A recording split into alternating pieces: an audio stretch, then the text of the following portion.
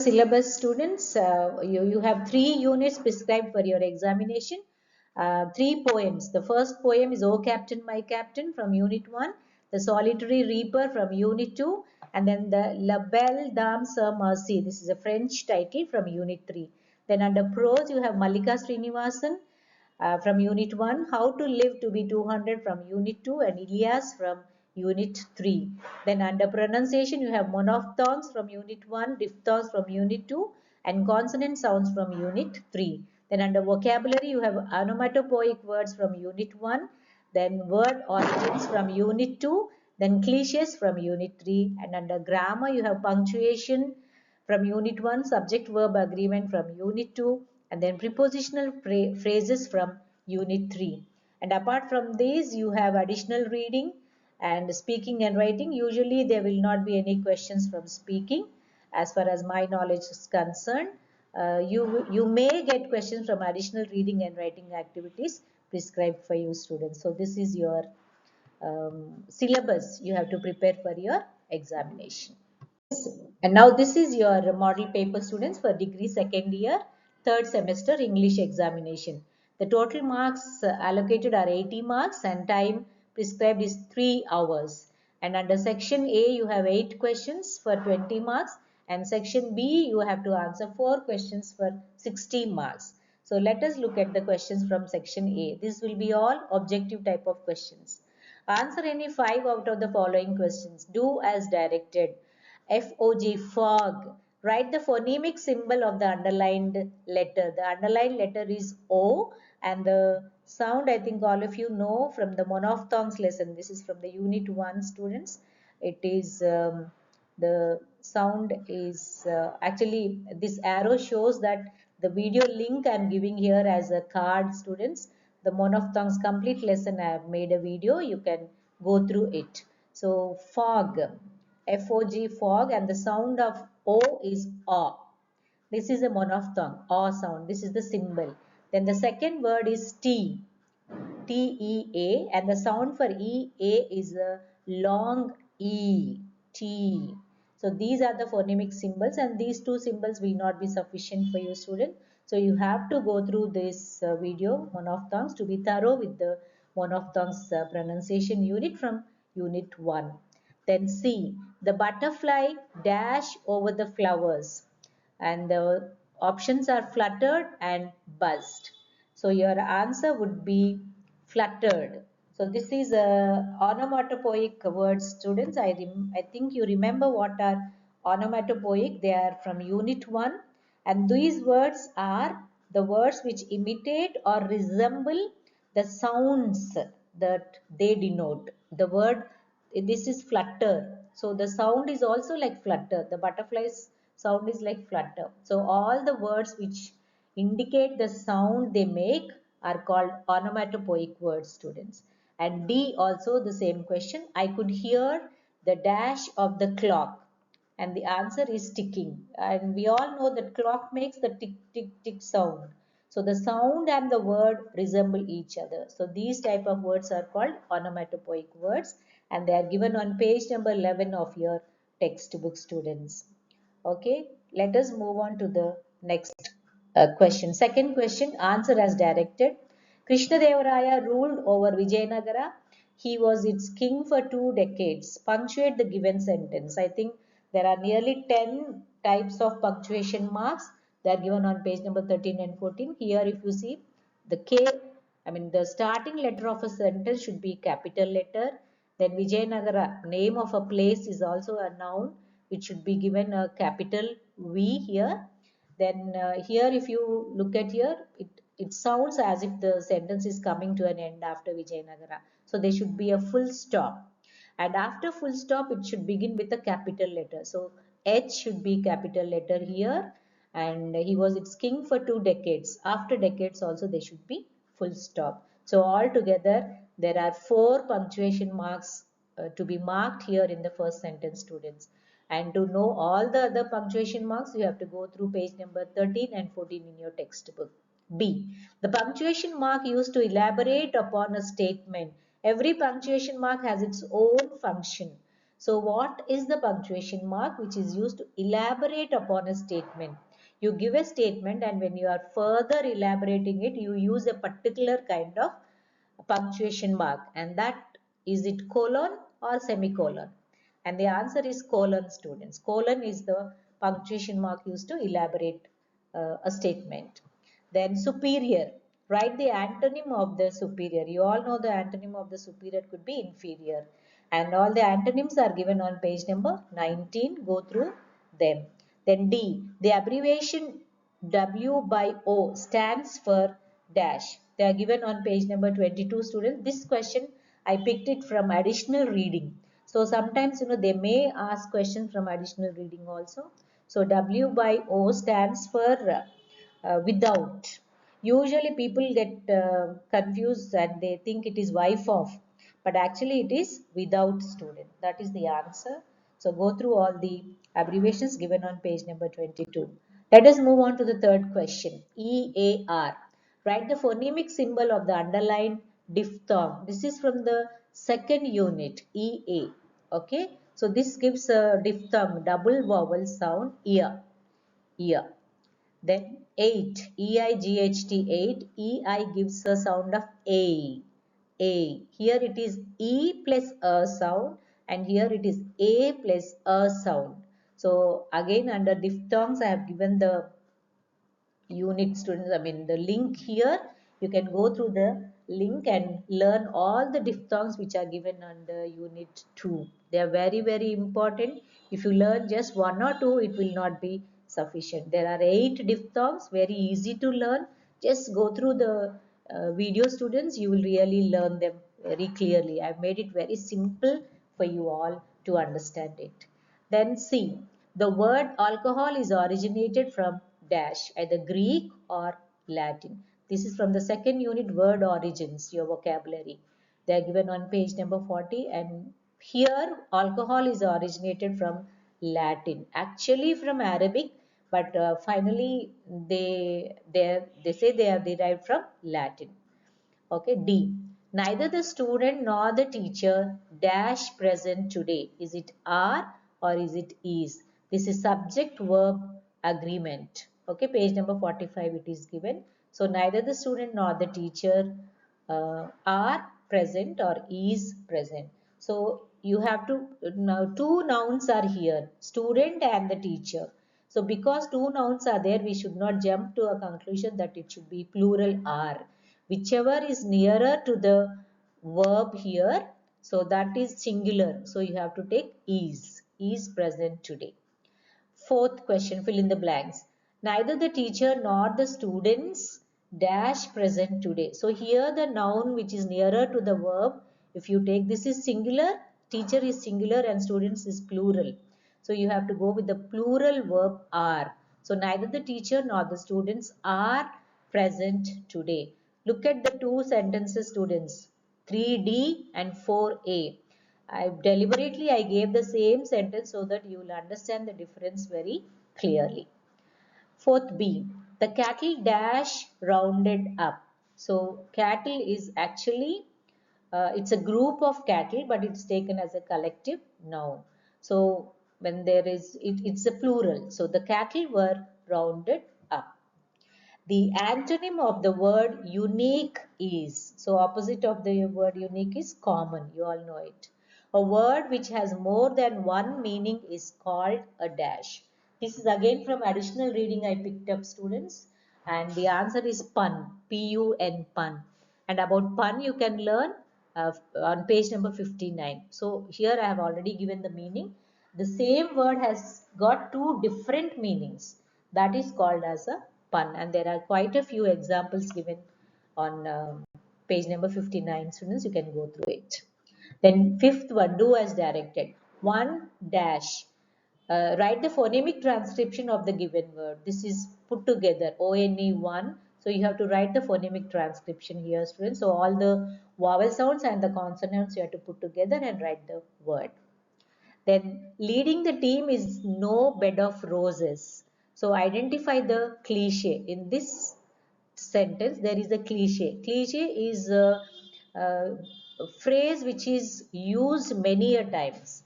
So it becomes a kind of stagnant. So it's been used many times. So leading the team is no bed of roses. So here the cliche would be bed of roses. So we've been using this phrase many times. C. Mystery novels are not my cup of tea. The underlined phrase is a pun or a cliche. So pun, you know the meaning. Same word gives two different meanings, but here it is not giving two different meanings. It is a cliche. Cup of tea also we use many times. So it is overused. Those phrases are called cliches. D. She was traveling with her grandmother. Underline the prepositional phrase. So prepositional phrases are from Unit 3 students. Prepositions you know with, for, to and all. And the words attached with the prepositions. The group of words which are attached with the prepositions are called prepositional phrases. Like with her grandmother.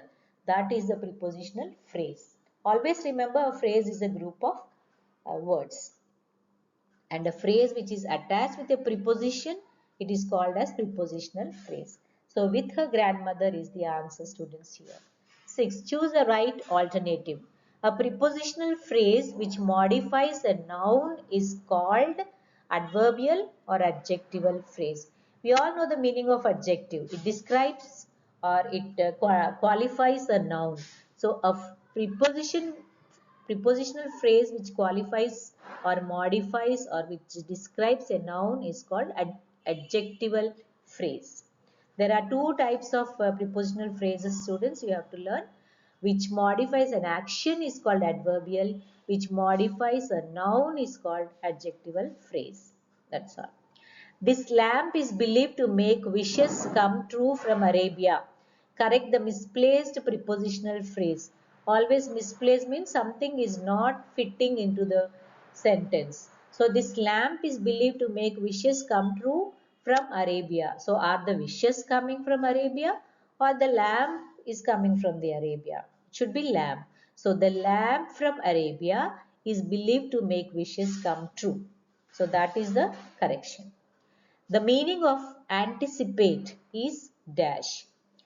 Expect or guess. It is expect. The meaning of on page number 74, the synonyms are given, students. You have to learn them. This is from unit 3.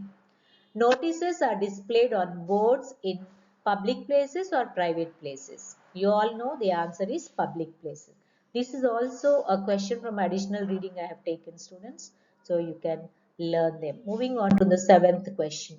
Write any 4 techniques of note making skills. I think you all remember, you have learned this note making skills, students. They are given on page number 23. When you study, you make your own notes in different convenient ways. Sometimes we use abbreviations, sometimes we draw tree diagrams, sometimes we just draw a framework, sometimes we draw a flow chart, so that we understand the concepts very clearly. So sometimes we just draw a mind mapping or a table. So there are so many note making skills, students, which are given from page number 23 to 27. So you have to write about any 4 techniques. So this is for 4 marks. Then the 8th question, what is subject verb agreement? Give any 4 rules to be followed. So you all know the subject, if it is singular, verb should be singular. The subject is plural, the verb also should be plural. There are quite a few rules given on page number 43. So you can write any 4 of the rules. Okay. So what are singular subjects? Sometimes collective subjects appear to be plural, but they are taken as singular subject. And what are the verbs which go with that subject? So they at least 4 rules you have to learn. There are quite a few. I think some 10 or 12 rules are given on page number 43 to 45, students. So any of the 4 you can learn. Very simple rules, you can easily learn. They are given in bullet forms in your textbook. Just take a pencil and put numbers 1, 2, 3, 4, 5. You will be learning them very easily. Now let us move on to section B. So part B contains some 3, 4, 5, I think 8 questions. Students, you have to answer 4 out of them. So each question carries 5. Sometimes they may ask you to write 5 questions. Then it is 12 marks, 5 into 12. If it is 4, it will be 4 into 15 marks. Usually it will be 4 questions. So answer any 4 questions from the following questions. Ninth A. Describe the grief that the speaker in the poem expresses at the death of the captain. I think you all remember who the captain was. Captain was Abraham Lincoln, the 16th President of United States of America. And the poet is Walt Whitman, if you remember. He was one of the most influential poets in American literature, and he was appreciated by generations of readers and critics. And this poem is one of his most well-known poems. And in this poem, he mourns the death of Abraham Lincoln. You all remember the background which I explained, background to the election of this president, Abraham Lincoln, the slavery, how he tried to remove the slavery from the states of America, and then he was assassinated, he was killed. And then this poet, he mourns, he could not digest that his leader is no more. Okay, when they were all ready to enjoy the fruits of the presidential elections, he would be killed. So that is the grief he expresses throughout the poem. So you remember very well. uh, this poem also I have explained, students. The video link is given in the description box. You can go to it and then you can learn it. It's very interesting poem. You will all enjoy reading through it. B. Write a note on the various efforts made by Mallika Srinivasan to help TAFE become a market leader. So in the first paragraph, you will be writing about Mallika Srinivasan, who Mallika Srinivasan was. And you all remember that she is an Indian industrialist, the first woman industrialist who currently acts as the chief executive officer of TAFE, and TAFE stands for Tractors and Farm Equipment, and she is the recipient of several illustrious awards, including the first Businesswoman of the Year award for India, and she received from the BBSC, and then Businesswoman of the Year award, and she has so many accolades for her credit. So you can write it. And what all the hardships she faced. She faced the hardships from her own father. The father was not willing her to allow her into his business, but she had to prove herself, and then how she develops the company. It's very clearly given in the lesson, students. You all know it. You can write it. Then 10th A. How is the song of the reaper described by the poet? What does the poet compare the song to and why? And you remember the author of this, the poet of this poem, students? It's William Wordsworth. And he was the poet laureate of the United Kingdom, that is England, and remains an important figure in English literature. And you remember that he laid stress on the importance of nature and the simple life. So he wrote many poems where nature is highlighted there and nature is regarded and revered. So here, he talks about a young lady who sings a song where he doesn't understand the meaning of the song, but he thinks that it is a very, very melodious song and it has a lot of eloquence, lot of meaning to it. And yes, that is how he is going to uh, describe a young lady in the solitary reaper. Reaper is a person who cuts the harvest. Okay, and what is the poet compared the song to? He compares the song to the Nightingale song, if you remember, or sometimes he compares the song to the sailors who are sailing on the sea. So all that you can write under this question. Then 10th B. Summarize the author's advice regarding a sensible approach to health. You remember this question is taken from your unit 2, How to Live to be 200. It's a very humorous and a satirical lesson, students, if you remember. And who is the author of this lesson? Stephen Leacock. He was a Canadian political economist, humorist, and a short story writer too. In his work, he reflected on human folly and the psychological issues of the modern world. How people get carried away in the name of keeping good health, how insensible they become. So finally, he gives a very sensible advice in the end. So you have to summarize what that sensible advice he gives. How to take care of our health, and what are the exercises we have to do, or what role does the fresh air has in maintaining our health. So all those sensible advices he gives. So you have to summarize the entire lesson. So that is from the unit 2 students. Next, we move on to the next 11th question A. Examine the character of the lady in the midst. Argue whether or not she deserves to be labeled La Belle Dame Sa Mercy. This is the title of the poem, students. If you remember, this is a French title. The words are all French. La Belle Dame means the beautiful lady. Dame is a word, it's a kind of rugged word for a lady, dame. Okay, in English we say dame. The La Belle Dame. Sa means without. Mercy means, you all know, kindness. So the poet, you remember the poet? Who is the poet? John Keats is the poet, if you remember, and he is and this particular poem is a ballad. You all know the meaning of ballad, I think. It's a song. You can sing it like a song. That is known as a ballad, and which tells a story. So here a story is told to us, students. When we read the poem, it's like a story. It is about a lady who has no mercy at all, who is not at all kind. So, and pitiless. So the pitiless lady could symbolize disease. Usually that dame or the dame, that lady here in this poem, it could symbolize disease or poetry, or perhaps the cruelty of life itself. Usually many of the poets, write with a personal element in it.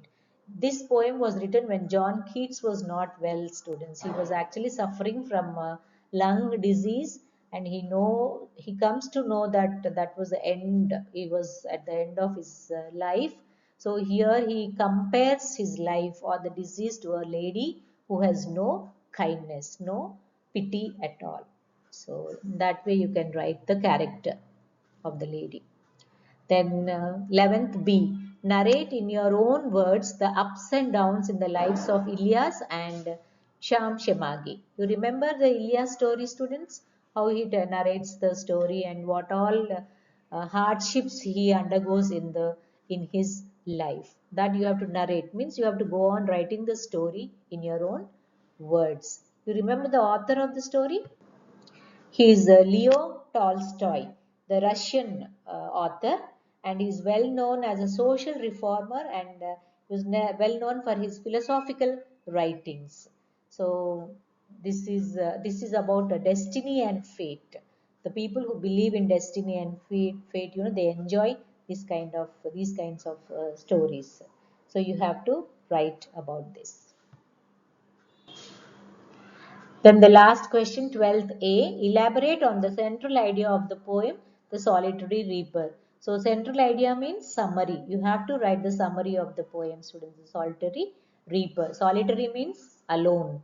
So how this author encounters this solitary reaper? Where does he actually look this lady? So he finds this lady in the mountain region where nobody was there, and she's a lonely a lady over there. And that song, he doesn't understand the language of the song, but it sounds to be very, very melodious, and it brings about so many memories in his mind. Then 12th B, point out two instances of absurd or nonsensical humor in the essay How to Live to be 200. So you remember there are so many nonsensical exercises which are pointed out by the author in the name of keeping their health, so that they can live up to 200. He talks about one of the exercises where he sits like a dog, and then he hitches himself up like a dog in like and doing sando exercises. He does some sando exercises, and then he um, used to lie on his stomach on the floor and see if he could lift himself up with his knuckles. So all those, so many kinds of nonsensical exercises are mentioned, students. Any two you can write here. So that is the your mock test question paper, students. I have just given you a gist of your paper, how it looks like your third semester paper. And then if any queries are there, you can put them in the comment section, and then yeah, don't hesitate. And then please like, share and subscribe. I know I cannot insist upon you to like the video.